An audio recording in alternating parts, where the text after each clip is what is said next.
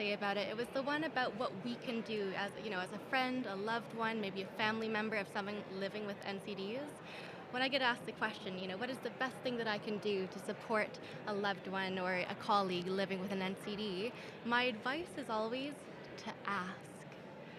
To not assume, of course, it's always good to do a bit of research on the side to feel well informed about NCDs, maybe the condition that they're living with. But I believe, really, truly, one of the best things that you can do is ask how you can provide support. Sometimes the best meaning people with the best intentions, we come in and we try to fix. Right, we think we know what's best, we try to identify the gaps, we plug the holes. In my life, sometimes this has looked like people dictating what I eat, or telling me the best action that I should take next in a difficult situation. And although this is kind and I understand that people care for me, often what I really need is for them to offer their capacity, their resources, or a listening ear. It's not for them to do something on my behalf, but rather for them to ask, what gap can I help fill that you have identified? And then I suppose to come to your new question about the ways that people living with NCDs can engage, I want to highlight a WHO document very quickly. It's the WHO framework for the meaningful engagement of people living with NCDs and mental health conditions. It's a mouthful. I'll just call it the framework. And in fact, I know that Guy has been intimately involved in the development and the championing of this document. But at WHO, we believe really deeply that people with lived experience, the impacted communities, the end individual, should be involved in the development, the implementation, the evaluation of policies and programs. And, I like to say, you don't know what you don't know, and you can't address what you don't know. And unless you have meaningful, continuous dialogue and feedback from the impacted communities, we're not really going to be able to create programs and policies that are sustainable and effective. And I really want to emphasize that this meaningful engagement shouldn't be tokenistic. It's not a check mark on a list. We talked to one person with diabetes, we have their approval, we can go ahead. They should be involved in the development. So with diabetes, for instance, when I think about the nutrition education that I received as a child, some of the advice that they gave wasn't relevant to me because I came from a Chinese household and my cultural food wasn't potatoes and it wasn't bread. And so the suggestions that I was given to eat, they didn't really align with my daily norms or my culture. And the same goes for implementation. Let's say that, the nutrition education program is actually perfect, but if the facilitators of that program don't have good trust and rapport with the impacted community, that policy or that program isn't going to be nearly as effective. And then finally, evaluation as well. I know that sometimes this isn't as highly prioritized when we think about meaningful engagement, but if a policy or a program has indicators evaluating success, that are quite rigid, we're not able to see the other ways that this policy or program might be contributing to really, successful sustainable change. If we're looking at diabetes, one of the classic indicators, what are your blood sugars, what's your A1C, and that is a big determinant of success, if you will.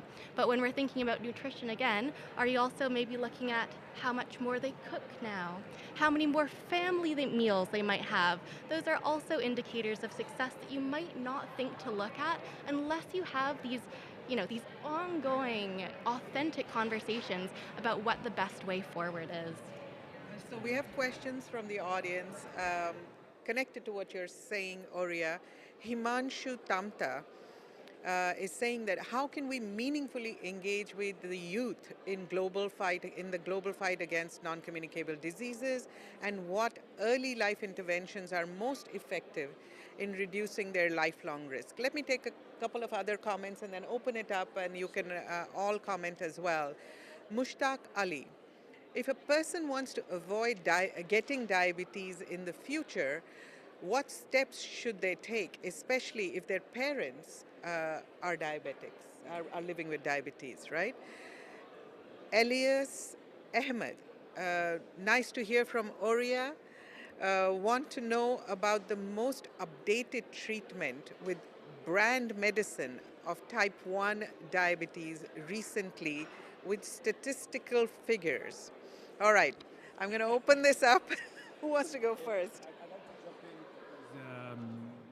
Your last intervention, Aurea, was spot on. And it also goes to what are we discussing here at the Assembly, what will we discuss in New York, and what will make the change. And I said earlier that we're at the fourth discussion of this in New York. The three previous have been successful in a sense. That we have had very, very clear policy successes.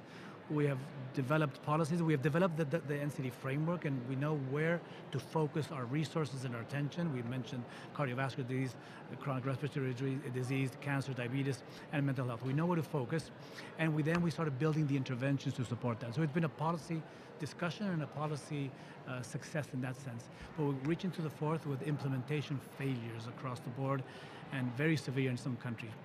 What will build that connection between the known policies, the best buys that we call WHO best buys? They are cost-effective, high-impact interventions across management, across risk factors, across the matrix that we're trying to address. How do we bridge that with more implementation, more scale, and more context? And this is where Oria's comment was so important, that the meaningful engagement in those with lived experience of diseases in the design is not a nice to have. I'll be even strong. We have to underline it's a must-have. How do we engage? How do we understand what are the bottlenecks on the ground? Why are we not having implementation successes with the known best buys, the cost-effective interventions? We know they work. We know they are cost-efficient. We know that if you invest, for every dollar you invest in these interventions on the ground, you will get $7 of return of reduced healthcare costs. That reduced healthcare cost can then triggered and channeled into other supportive measures, especially in the preventive side. So to better understand those bottlenecks, it is the expertise from those who know what works and what doesn't work. What is the pathways to care that are failing them? And I think that is what we also need to discuss in New York. So to really bring in full force the voice, the expertise, and the leadership from youth. You mentioned youth in one of your questions. Absolutely. We've got great partners and great youth networks that they're active. So it's not that what we can do to bring them on. They are very active. They are pushing us actually at this stage to do better, to do faster, to do more with what we know works.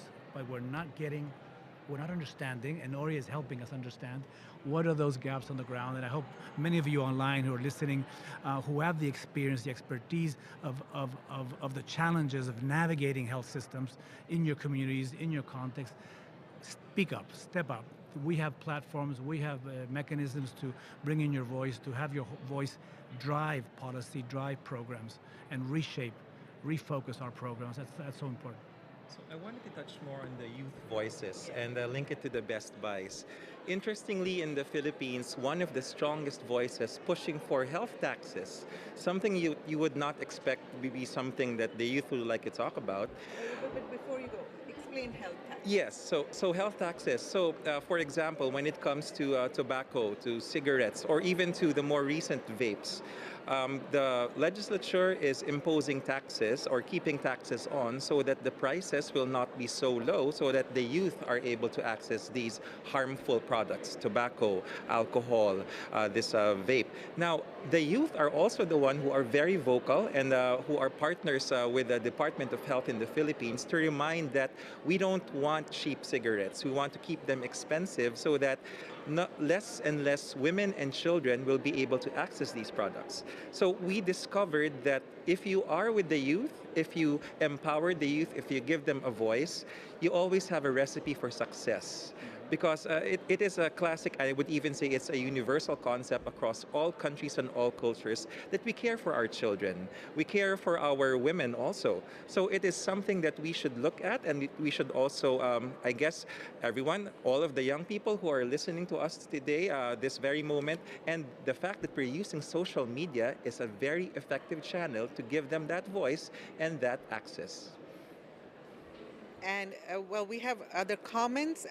Before I come to you, Oria, to respond to some of the previous comments, let me just say thank you everyone for letting us know where you're joining us from. So we have people from Cameroon, UK, Sweden, Oman, Sri Lanka, Poland, India, Sri Lanka again, Ethiopia, Nigeria, Senegal, Pakistan, Cote d'Ivoire, and many other countries, Ghana, for instance. So back to you. Thank you very much. I've heard a lot of questions here. We have one about the meaningful engagement of youth. We have another about the actions that we can take to avoid potentially developing type 2 diabetes. Type 1 diabetes, unfortunately at present, we don't know how to prevent it. There are no known actions, but there are actions that we can take that are within our power for type 2 diabetes. You know, we had a question about branding and statistics regarding diabetes, and before I dive into any one answer, I want to quickly take a moment to say that the World Health Organization Global Diabetes Compact, we have a wonderful newsletter that covers upcoming events, so ways to get meaningfully engaged with WHO's work in diabetes. It highlights our technical products and our publications related to the management, to the prevention of diabetes, to diabetes in different settings. For instance, diabetes related to TB, diabetes related to pregnancy. And I don't have time, nor do I have the stats in front of me today to really get into the details of some of these questions, but our newsletter is a one-stop shop, and there is an email there that you can connect to us with if you have questions related to diabetes. And I really do want to highlight that, as I don't have all the time today, but I do want to say one or two sentences about what we can do to help prevent type 2 diabetes. As I mentioned, type 1, the type that I have, unfortunately not preventable at the moment, but when it comes to type 2 diabetes, the advice that I like to give is to think about one action you can take to empower yourself to make a healthy choice. Sometimes when we think about living a really healthy life, it becomes overwhelming. You know, what is the food relationship that I need to change, the purchasing relationship, the sport that I need to start, the health system that I need to connect to, et cetera, et cetera. But this is also, I think it's a benefit in disguise. There are so many things that we can do to work towards achieving better health, stronger health, sustainable health. And if you identify one area of your life that you feel you have power over, that is the best way to get started. If you've identified that your diet perhaps isn't so balanced and you commit to having more protein and more vegetable at a meal, that's wonderful. If you feel that changing your food diet right now is a little bit out of reach, maybe you can increase your step count every day. Maybe there's a commute that you can do. Maybe, there's a class or an area in your community that you can go to engage in exercise. I really want to preach kind of slow and steady wins the race here. When we try and completely revolutionize our lives, we can get burnout. It feels unsustainable. But when we have a goal in mind, like the prevention of type 2 diabetes, identifying one thing that you can change today, this week, I think is the best way to get started. And I'll leave it there. That's great. I'm going to end by asking all of you one thing that you do that is helping you prevent or manage any of these diseases. So for me, I'm working on my sleep. I'm trying to improve my sleep because that was one thing I realized I'm not getting enough of. And I think that helps me just stay more focused, healthier. How about you, Albert? For me, Vismita, by the way, I also have hypertension. I've had it since the age of 24. And no matter how busy it gets, the one thing that I still try to do, and so far still winning, is to keep on exercising because physical activity is important. I actually teach a bike class back in the Philippines when I'm not at work. So that's something, you don't need to do everything all at the same time, just choose one thing. That's really great. Very impressive, Guy. I'm also hypertensive and in control because my health system works from treatment, from diagnostic to treatment to control, which I stressed. And I've really learned how to pivot my health, my diet, my healthy choices of diets. It's not always easy for some context. That's why while I can do it here, what I'm also active in as a person, as an individual, is really fighting the fight with policymakers to change that environment, because it is not about per individual choice, really. It is the ability to make the right choice, and many don't have the ability to make the healthy choice. So my contribution is really pushing policymakers, pushing these discussions at the World Health Assembly, pushing ministers of health, but then going to New York and pushing other ministries and other UN systems to really take on the challenge, the task of making a difference, changing the tide for so many we are leaving behind. So I think it's a dual purpose. I know that many of you online may not say, well, what can I do with policymakers? What can I do to change healthy environments? But you can have a strong voice. You can join movements. You can talk to your community leaders. You can talk to your religious leaders. You can talk to your school environment. Ensure that your environment, your context, is enabling you to make the healthy choices and to live a healthy life. And know that WHO and experts recognize that it's not all on you. We do our bit working with the policymakers, with governments as well. So on that note, let me ask you to, I'll give you the last word on your personal action that's helping you.